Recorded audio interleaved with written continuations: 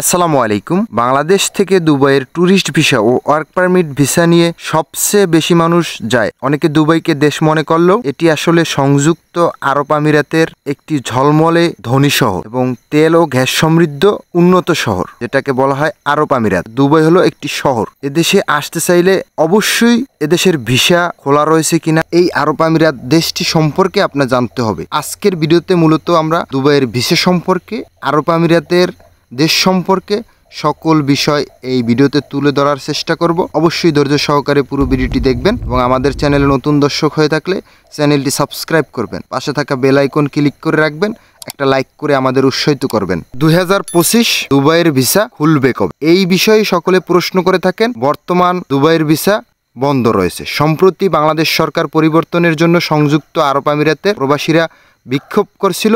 এই বিক্ষোভের কেন্দ্র করে বাংলাদেশিদের নাগরিকদের জন্য দুবাইয়ের ভিসা সীমিত করা হয়েছিল।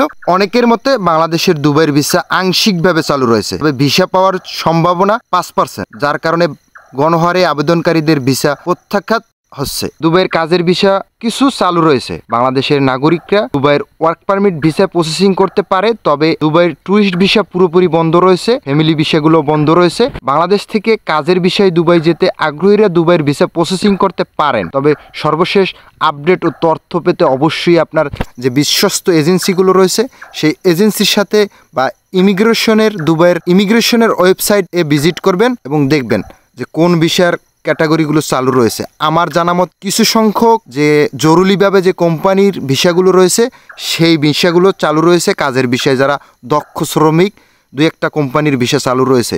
এছাড়া সকল প্রকার ভিসা বন্ধ রয়েছে। দুবাইয়ের ভিসা খোলা মাত্রই আপনাদের জানানোর চেষ্টা করব। আজকের ভিডিওটি সম্পূর্ণ দেখার জন্য আপনাকে অসংখ্য ধন্যবাদ। আমাদের চ্যানেলটি সাবস্ক্রাইব করে রাখবেন, একটা লাইক করে আমাদের উৎসাহিত করবেন। কমেন্ট বক্সে জানাবেন দুবাই সম্পর্কে আপনি কি জানতে চান। প্রবাস সম্পর্কে জানতে ইউরোপ বিডি চ্যানেলটি এখনই সাবস্ক্রাইব করে রাখুন। সবাই ভালো থাকবেন, সুস্থ থাকবেন। আল্লাহ হাফেজ।